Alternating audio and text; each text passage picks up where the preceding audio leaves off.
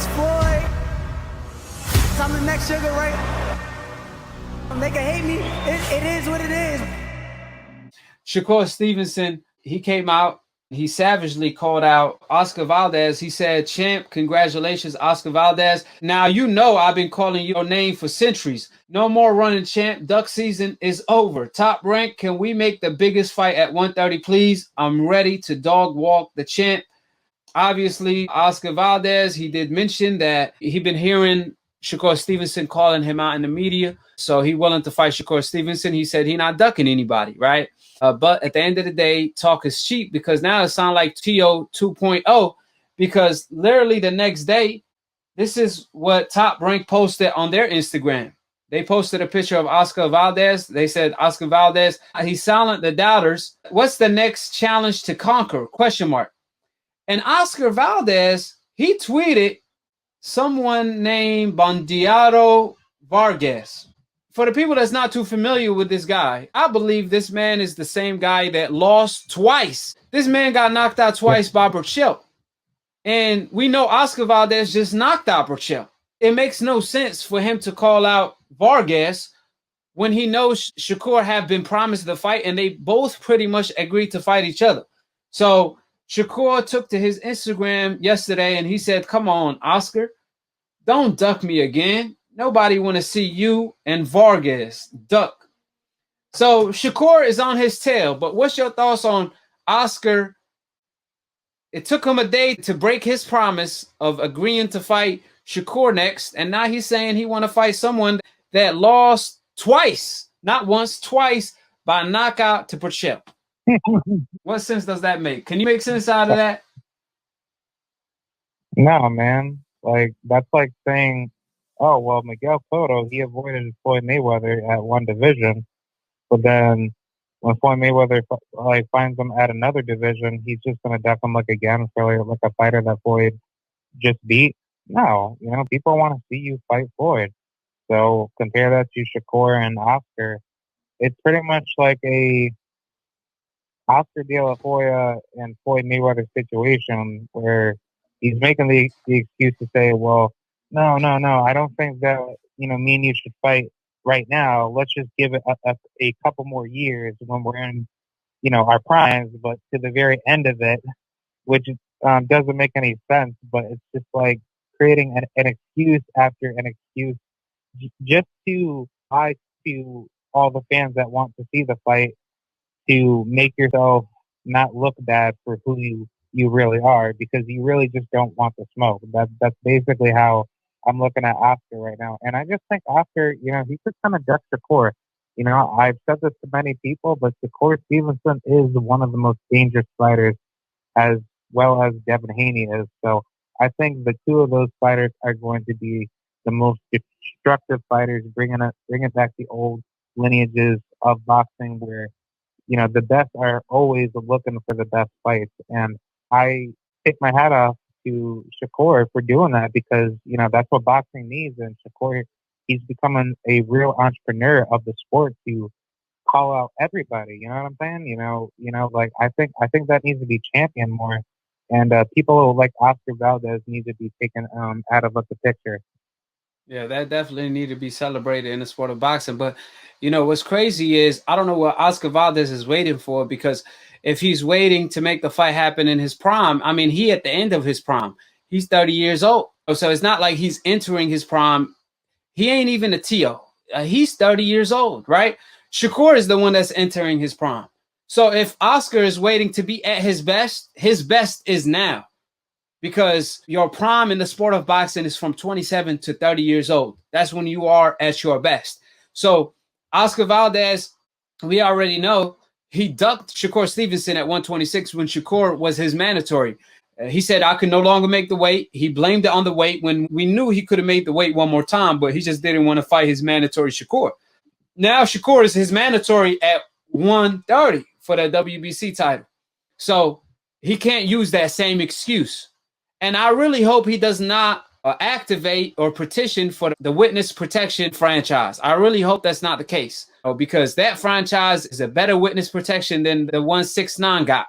6ix9ine might want to join that club, the Ryan and Canelo, and now Oscar Valdez, NBF witness protection. It's ridiculous at this point.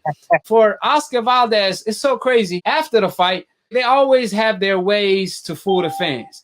Oscar Valdez, right after the fight, he mentioned Shakur. And he said, I've been hearing Shakur calling me out. And it's like, duh, even if you're on another planet, you know Shakur been calling you out. Like Shakur said, I've been calling you out for centuries. Ducking season is over. So Oscar, he acknowledged that, hey, someone been calling him out, which is Shakur. And then he said, I ain't ducking nobody. I'm willing to fight anybody. I'm not ducking. So he already mentioned ducking, which reveals a whole lot. The next day, he mentioned someone else not named Shakur. Someone that already lost twice to Purcell by a knockout, twice. It's so crazy. When he was asked, he wasn't even asked about Shakur. Let's make it clear. He brought up Shakur. And they asked him, who you want to fight next? He mentioned Shakur, and just like Tio, because when Tio was asked about Devin, Tio started shouting out Disney. He started shouting out ESPN, HBO, Showtime. Like, he's shouting out everybody. And that had nothing to do with the question, though. They're always trying to find a way out and confuse the guy who asked the question. So Oscar Valdez started talking about his camp, you know, been training for a whole year, haven't seen his family. Well, that's not what we asked you, though. We asked you about a particular person, you know, or your next fight. You already could tell, you already could sense it, but you do want to give the person the benefit of the doubt.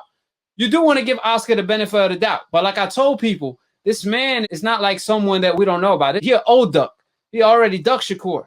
And this is the ducking season continues when it comes to Oscar Valdez. That's all there is to it, you know, because at the end of the day, one thing about Oscar, he dissed Floyd Mayweather. He said Floyd Mayweather, he destroyed boxing. That's why I can't find any legacy fights. And I'm like, are you serious? Because when Floyd was 23 years old, he was more accomplished than you are right now at 30 years old. So how can you talk about a man that's more accomplished than you? Because he fought 23 world champions. The same people Oscar Valdez look up to is the same people Floyd Mayweather destroyed. Canelo Alvarez, that's one of his idols. And we know that. What did Floyd Mayweather do to Canelo? As a grandpa, Floyd Mayweather spanked Canelo. Floyd Mayweather also beat Oscar De La Hoya. That was his coming out party and what made him a superstar. Floyd Mayweather made a living off beating Hispanic fighters. So you will think Oscar Valdez will want to return the favor against Gervonta and Shakur Stevenson. These are his legacy fights. You know what kind of statement Oscar Valdez will put on the table if he beat the supposedly the future king in the sport of boxing, the future #1 pound for pound Shakur Stevenson, that has the most potential, that, Big one. you know what I mean? Like, Shakur potential is the ceiling. The ceiling is the sky for Shakur. So you beat that guy, you automatically become the man. So Oscar Valdez rather duck him instead. I guess Oscar Valdez, he rather be remembered for being a duck. He wanted to be remembered for being a duck than being a champion, because that's not how a champion behave. You know, Shakur Stevenson been promised the winner. Oscar Valdez know that Shakur been promised the winner, but he gonna go ahead instead of challenging himself like he did against Purcell, because a lot of people doubted him, he said, right? So why don't you want to do the same thing against Shakur? A lot of people doubt you. Why don't you want to prove the same people again that doubt you against Shakur? Like I said, I think he knows what time it is. I think he sparred with Shakur at one point, so I hope Shakur didn't put it on him in sparring too much, but he knows what time it is. Skills recognize skills. That's why he abandoned Mexican style when he fought Purcell. This was supposed to be Mexican style. This was supposed to be them two going to war. He was holding. He was boxing American style. I thought he was Ali style. He was moving around, going from corner to corner to corner to corner. So I don't want to hear nobody calling anybody running. I promise you, Shakur will go forward against Oscar Valdez, because he one of the unique fighters that he get hit less than Floyd. And when I say Floyd, I mean he get hit less than Money Mayweather and Pretty Boy. I'm talking about Shakur. And he throws 5 punches combination in the inside while evading shots, while avoiding shots, like he the Matrix. Oscar Valdez, he know that. The American style that he trying to master, man, Shakur Stevenson got it in his pocket. So that's why he wants no part of Shakur, because skill recognize skills at the end of the day, or at least the night. And we know Bob Arum is not the obstacle, because Bob said the second biggest fight in the sport of boxing, next to Fury and Anthony Joshua right now, is Oscar versus Shakur. That's what Bob is trying to push. He's saying it's the biggest fight at 130. Bob is saying he want to make the fight. Shakur came up to him, wanted to make the fight. He said at the end of the day, it's up to the fighters and their teams. If Oscar is willing to fight Shakur, then he can make it happen. But if Oscar doesn't want to fight Shakur, you can't put a gun on him and tell him, hey, you got to fight Shakur. So Bob is not the excuse. Bob gave the green light. They fight under the same network, the same promoter, the same company. So it's a no-brainer for this fight to get made. But Oscar Valdez, he don't want to step up to the plate. It takes two to rumble at the end of the day. But hey, let me tell you this. What's crazy is they say when I push for Teofimo versus Devin Haney, when I push for Ryan versus Gervonta Tank Davis, when I push for Oscar Valdez versus Shakur Stevenson, people come at me and say I hate Latinos, which blows my mind because I'm like, hold on. For these people that do say that, just to show you how hypocritical it is, when I push for David Benavidez versus Jamal Charlo, they don't say I hate Latinos. Why is that? Because they believe in David Benavidez. Because David Benavidez believes in himself. But Teofimo does not believe in himself. So they can't even believe in him anymore. They're like, oh, he must see something in Devin for him to not want the smoke. But see, with David Benavidez, he got so much confidence in himself. They respect that and they rally behind him, which that's how you're supposed to behave like a champion at the end of the day. But I'm talking about for the people that throw these comments in the comment section, it just show how hypocritical they are because they don't say I'm hating Latinos when I'm pushing for the best versus the best. When I apply pressure on Jamal Charlo to fight David Benavidez, when I push for that fight, all of a sudden I'm not hating. I just want to make the best versus the best. But when I push for Teo versus Devin, when I push for Oscar versus Shakur, then now all of a sudden I'm hating. But how am I hating when we want to see the best versus the best? In the sport of basketball, football is all about the best playing against the best. That's how you get a Super Bowl. You don't get a Super Bowl against a team that's been winning the whole time against a team that's been losing the whole time. That don't make no sense, which is what Oscar Valdez trying to do, fighting this guy named Bandido Vargas, somebody that already lost twice by knockout to Burchell.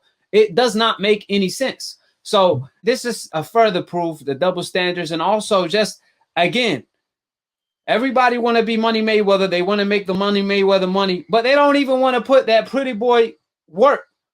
And even when Floyd Mayweather became Money Mayweather, he didn't just make money fighting nobodies. He had to fight the best. He had to fight fighters coming off their biggest wins. He had to fight the Cottos, the Canelos, the Pacquiaos, the Sugar Shane Mosleys, like fighters coming off their biggest win at the time. And fighters are not following that blueprint. They want to fight fighters coming off losses. They want to fight fighters that no one ever heard of and want to get paid top money. That's not going to happen. And that's not going to bring the sport of boxing to life. Like, yo, I'm black and Puerto Rican, right? Imagine if I said to everybody that supports, let's just say Edgar Berlanga, saying, hey, Edgar Berlanga should not be fighting other Latinos because he's just beating them up too easy. I would be laughed at. So, whenever I talk about any other fighter that should be fighting Berlanga at a high level, people try to tell me, oh, nah, man, you're just hating on Latino people. You don't stand up for your own people. You just want this person to be beat by some other better fighter, blah, blah, blah. No, I don't care what the hell you look like. I just want to see the best fight the best. And I think that, for some odd reason, it seems like that the sport of boxing is the only sport in the world where people bring, racial, political, drama to it to, make it seem like that just because that this fighter gets beat by another fighter due to, the color of their skin, that's somehow racist because, that fighter is just more gifted and skilled than the other fighter. I don't care if Teofimo loses to Devin Haney, but I do care that the fight happens because Teofimo should not be ducking nobody. Nobody shouldn't be ducking nobody. I don't want to see any fighter avoid other fighters because that's what drains out the popularity of the sport.